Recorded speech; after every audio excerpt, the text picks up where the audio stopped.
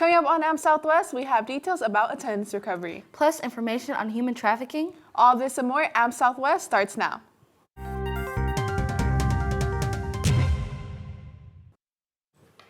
Welcome to AM TV. I'm Melanie Garcia. And I'm Sophia Wu. Hey Raiders, Mr. Engel here, January 26th. I hope everyone's enjoying their second semester. I want to take a couple minutes and go over a couple key things. If you still need to gain credit from your first semester for attendance reasons, please know that the next 2 Saturdays we will have attendance recovery. Please see the list here and included in this video for when your attendance recovery opportunities are. Secondly, I want to make sure that everyone is doing all they can to make sure your grades are where they need to be for the second semester. If you're out, please understand that you need to get with your teacher, make sure you get your work, get caught up as soon as possible. We don't want anyone to procrastinate and get closer towards that finish line and realize, oh wait, I have this missing or that missing, and not be successful. Guys, I want to talk about an important way for you to get scholarship dollars. One is to improve your literacy score on your SAT. How do I do that, Mr. Engel? Pretty simple. Instead of spending 6 hours a night on your phone watching videos that probably are pretty meaningless, if you can just sit this aside and read a book for 30 minutes. I've talked to so many students who've said, I haven't read a book outside of school since elementary school. Well, let's be honest. The stronger your literacy scores are, especially on your SAT, ACT, that's going to dictate opportunities for scholarship money. The way you can easily increase your score is simply by reading. I really want to challenge all of us to take the next 2 months until spring break and try to read a book. Maybe you can do it as a family, but understand that your literacy and your literacy competency is going to be the #1 way you can drive scholarship dollars into your pocket. So please, again, take time to put this down, pick up a book, and enjoy reading. Finally, Raiders, I want to address a couple of questions that have been brought to my attention surrounding COVID. One, hey, Mr. Engel, I have COVID. How do I make sure that those days don't count against my attendance? Very simply, you need to email Nurse Valdez and myself. We will make sure we fill out the required paperwork and let you know what is your expected return date. Once we have that paperwork filled out and documentation we need, we will make sure we will handle it that the attendance office correctly codes your COVID absences.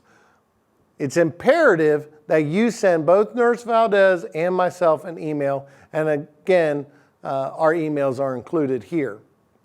Secondly, after your days have been up, that Nurse Valdez has told you, either you need to quarantine or stay at home for this period of time, on that date, once you're done, if you no longer are showing symptoms, come back to school. You do not need to have a negative test to come back to school. You simply need to go through the period of days that we've asked you to be out and then be free of your symptoms so that you can return.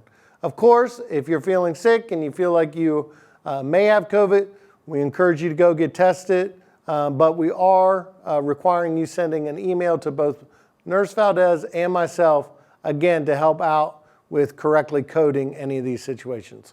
Until next time, go Raiders. There will be a Valentine's Day dance February 5th from 7 to 11 p.m. in the cafeteria.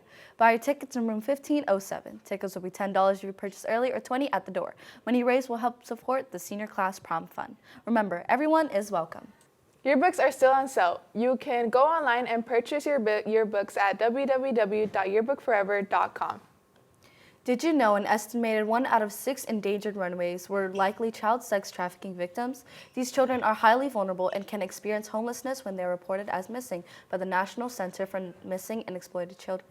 Those of the 86% were in the care of social services or foster care when they ran.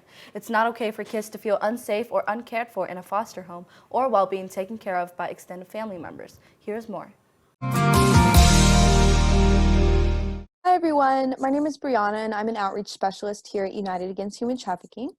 And I'm Taylor, program specialist at United Against Human Trafficking.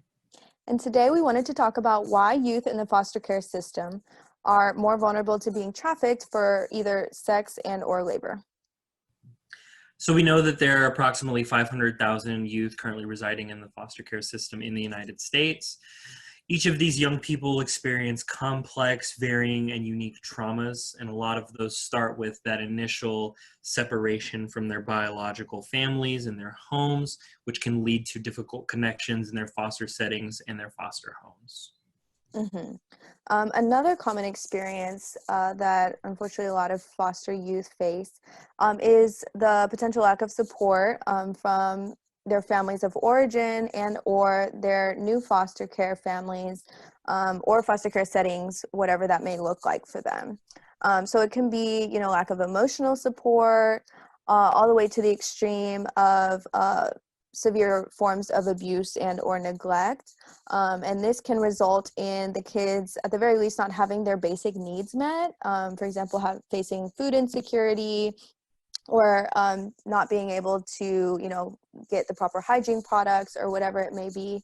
And another result that could potentially happen from this is, of course, the trauma from abuse and or neglect, and them not having a way to work through it. This often actually can lead to foster youth running away from their foster care placements. And so that would obviously mean that they become homeless.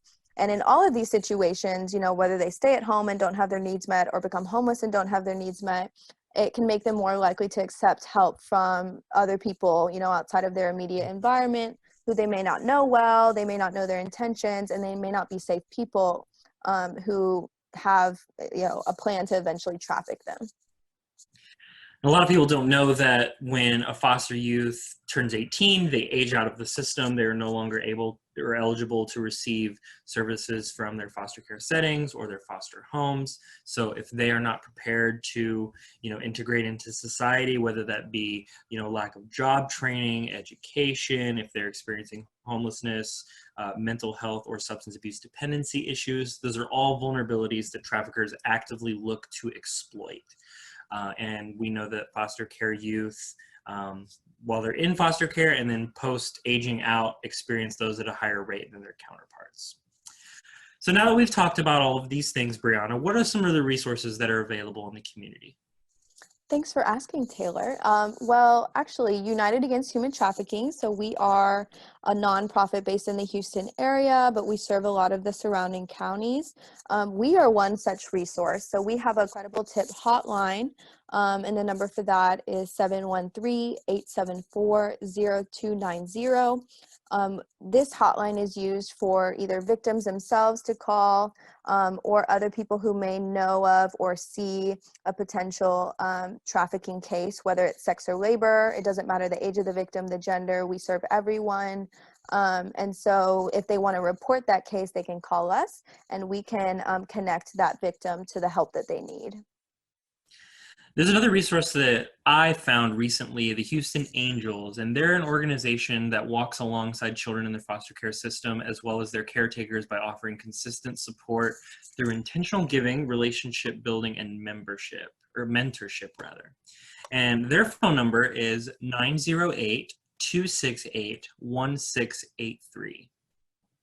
Awesome. Well, hopefully this video was very informative for you all, and you are able to take it and kind of protect maybe foster care youth that you may know of that are in your lives, or just in general, be aware of human trafficking and who's vulnerable to it, so that you all can stay safe and keep your community safe.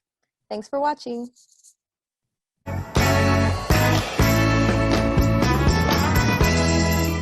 Stay informed and kick traffickers to the curb.